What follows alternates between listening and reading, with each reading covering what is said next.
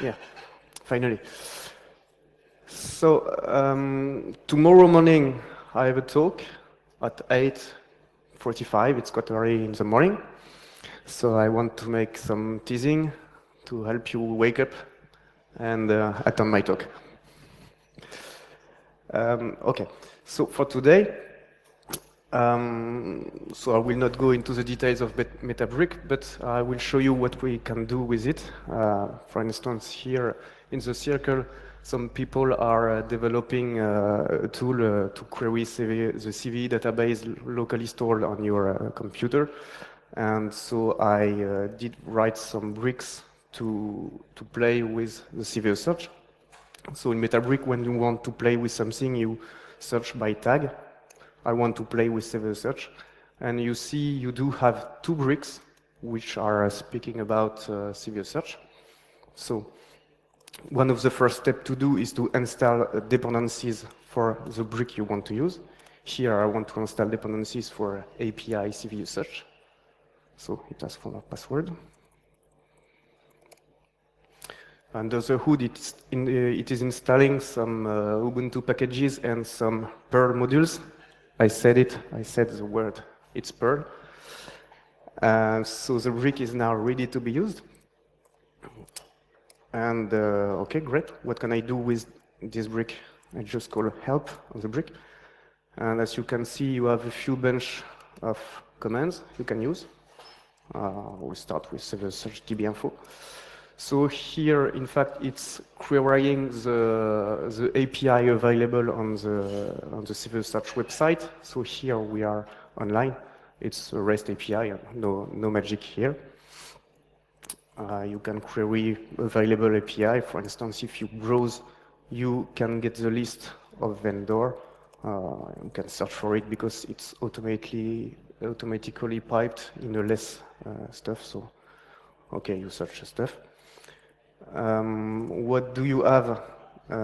You see you have completion. So if I do tab here, it shows me which commands are available. I want to fetch latest addition to the database, so it's last command. So you have all the link.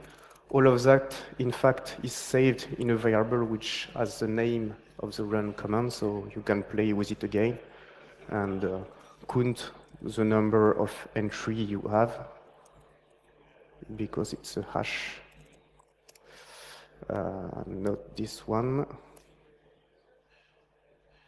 Keys are okay. So if I want to count, it's the result one. All right.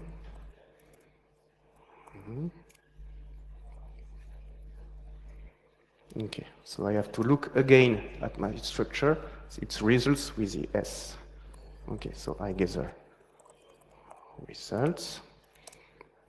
Okay, now I can count the number. Okay, so there is 30 results, but just for the demo, but as you can see, once you have a result from a command, you can play with the result of the command like it's a Python shell, but it's a Perl shell. So you have another database, another brick for CVE search. It's database CVE search. What can you do with it? Again, you have some commands you can run. One of them is install. There is a command to view the source code of a brick. Sometimes maybe you may be interested in seeing what you have inside. So in a brick, you have some properties which basically define some commands, some attributes, and the required modules to run, and you have the needed packages to run it. So for CVE search, you have to install Python 3, Python pip to install dependence, and thanks to the install command, it's done for you. There is a brick that will just fetch the Git repository. 3 minutes? Okay, perfect. And once the Git repository is fetched, it will automatically call pip3 install to fetch and install requirements. After that, you have a command to init the database. I just followed the guide online on how to install CVE search on your local desktop, and I will follow that. So it's calling a Python script to install the stuff. You can update the database, repopulate the database, and of course, perform some search. So again, I want to call the dump last to see which were the last addition to my local database.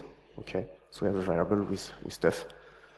I want to get more information on a CVE, so I just call CVE search and it's a number. So okay, I do have all the information. Well, that's how CVE search works. You can query your local database, so there is nothing new here. But maybe you are aware that CVE search stores data in a Redis or a MongoDB database.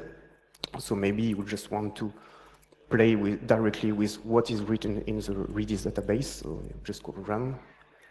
You want to list databases. It helps me, it tells me that I have to connect first. So, okay, I'm connected to the local database. I do have two databases, and I want to list all the keys of, you have to know that DB12, if you want to query it, you have to call it 12. Well, that's Redis. Now it dumps the complete content of the Redis database. So you have whatever you want. The same is true for MongoDB, for instance, because some data are stored in a MongoDB database. So you use the MongoDB stuff. What can we do? Help. You have all the help you want. Again, you want to list available databases. So I have to connect first. And you have 3 local databases. In MongoDB, your database has collections. 1 minute. Some collections. So now I want to list collection names from the CVE DB. So I have all the collections.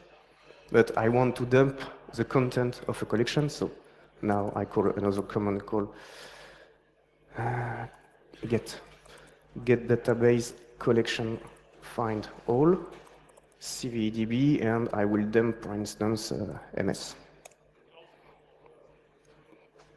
So it takes some time.